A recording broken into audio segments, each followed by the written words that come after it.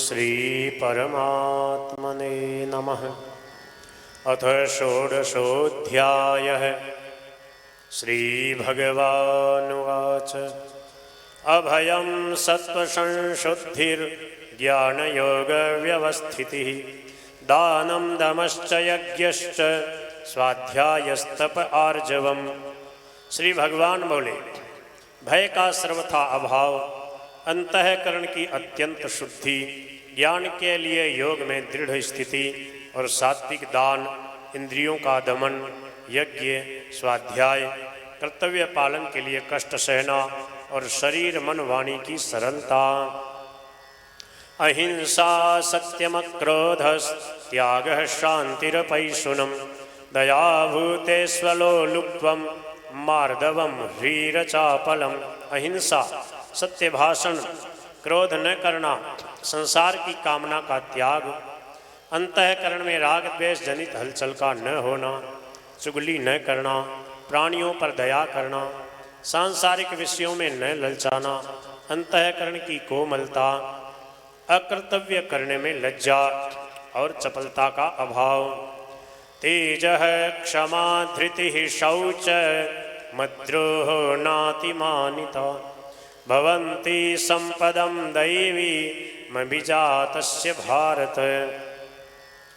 तेज अर्थात प्रभाव, क्षमा, धैर्य, शरीर की शुद्धि, वैर भाव का न होना और मान को न चाहना। हे भरतवंशी अर्जुन, ये सभी दैवी संपदा को प्राप्त हुए मनुष्य के लक्षण हैं। दंभो दर्पोऽभिमानश्च क्रोधः पारुष्यमेव च अज्ञानं चाभिजातस्य पार्थ संपदमासुरीम्। हे पृथानंदन, दंभ करना, घमंड करना और अभिमान करना, क्रोध करना तथा कठोरता रखना और अविवेक का होना, ये सभी आसुरी संपदा को प्राप्त हुए मनुष्य के लक्षण हैं। दैवी संपद विमोक्षाय निबंधायासुरी मता मां शुचः संपदं दैवी मभिजातोऽसि पांडव। दैवी संपत्ति मुक्ति के लिए और आसुरी संपत्ति बंधन के लिए मानी गई है। हे पांडव, तुम दैवी संपत्ति को प्राप्त हुए हो, इसलिए तुम शोक चिंता मत करो। शोक अर्थात चिंता मत करो। द्वौ भूत सर्गौ लोकेस्मिन् दैव आसुर एव च दैवो विस्तरशः प्रोक्त आसुरं पार्थ मे शृणु। इस श्लोक में दो तरह के ही प्राणियों की सृष्टि है, दैवी और आसुरी। दैवी को तो मैंने विस्तार से कह दिया, अब हे पार्थ तुम मुझसे आसुरी को विस्तार से सुनो। प्रवृत्तिं च निवृत्तिं च जनान विदुरासुराः न शौचं नापि चाचारो न सत्यं तेषु विद्यते।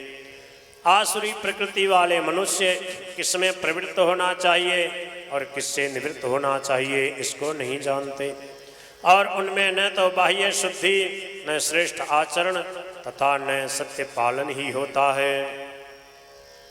असत्यम अप्रतिष्ठन्ते जगदाहुरनीश्वरम अपरस्पर संभूतम किमन्यत् कामहैतुकम।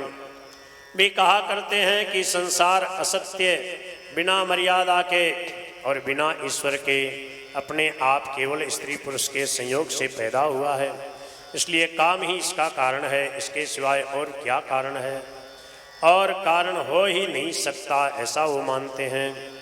एतां दृष्टिमवष्टभ्य नष्टात्मानोल्पबुद्धयः प्रभवन्त्युग्रकर्माणः क्षयाय जगतो हिताः। इस पूर्वोक्त नास्तिक दृष्टि का आश्रय लेने वाले जो मनुष्य अपने नित्य स्वरूप को नहीं मानते, जिनकी बुद्धि तुच्छ है, जो उग्र कर्म करने वाले और संसार के शत्रु हैं, उन मनुष्यों की सामर्थ्य का उपयोग जगत का नाश करने के लिए ही होता है। काममाश्रित्य दुष्पूरं दम्भमानमदान्विताः मोहाद् गृहीत्वा सद्ग्राहान् प्रवर्तन्ते शुचिव्रताः कभी पूरी न होने वाली कामनाओं का आश्रय लेकर दंभ, अभिमान और मद में चूर रहने वाले तथा अपवित्र व्रत धारण करने वाले मनुष्य मोह के कारण दुराग्रहों को धारण करके संसार में विचरते रहते हैं। चिंतामपरिमेयांच प्रलयांतामुपाश्रिताः कामोपभोग परमा एतावदिति निश्चिताः। वे मृत्यु पर्यंत रहने वाली अपार चिंताओं का आश्रय लेने वाले, पदार्थों का संग्रह और उनका भोग करने में ही लगे रहने वाले और जो कुछ है वह इतना ही है ऐसा निश्चय करने वाले होते हैं। आशापाशशतैर्बद्धः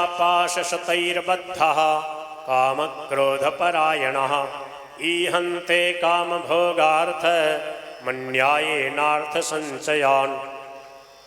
वे आशा की सैकड़ों फांसियों में बंधे हुए मनुष्य काम क्रोध के परायण होकर पदार्थों का भोग करने के लिए अन्यायपूर्वक धन संचय करने की चेष्टा करते रहते हैं।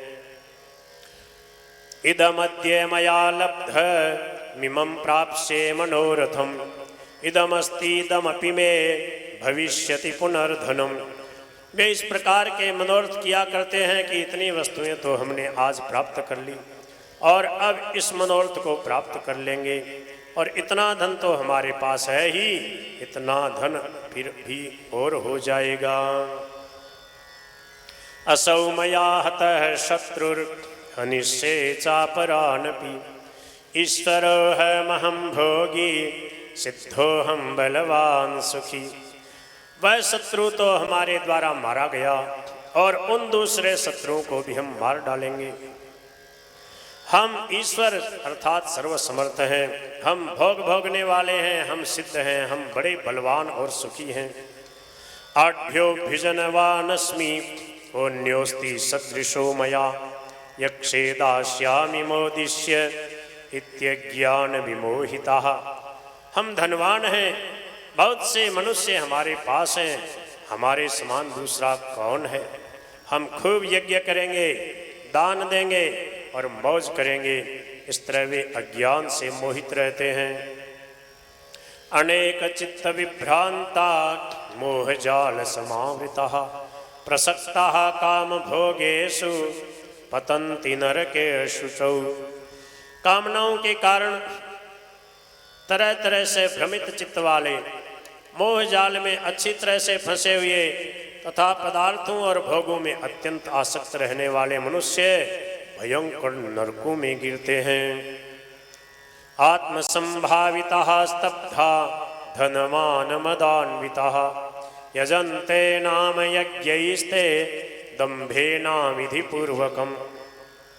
अपने को सबसे अधिक पूज्य मानने वाले, अकड़ रखने वाले तथा धन और मान के मद में चूर रहने वाले वे मनुष्य दंभ से अविधि पूर्वक नाम मात्र के यज्ञों से यजन किया करते हैं। अहंकारं बलं दर्पं कामं क्रोधं च संश्रिताः मामात्मपरदेहेषु प्रद्विषन्तोऽभ्यसूयकाः। वे अहंकार, हठ, घमंड, कामना और क्रोध का आश्रय लेने वाले मनुष्य अपने और दूसरों के शरीर में रहने वाले मुझ अंतर्यामी के साथ द्वेष करते हैं तथा मेरे और दूसरों के गुणों में दोष दृष्टि रखते हैं।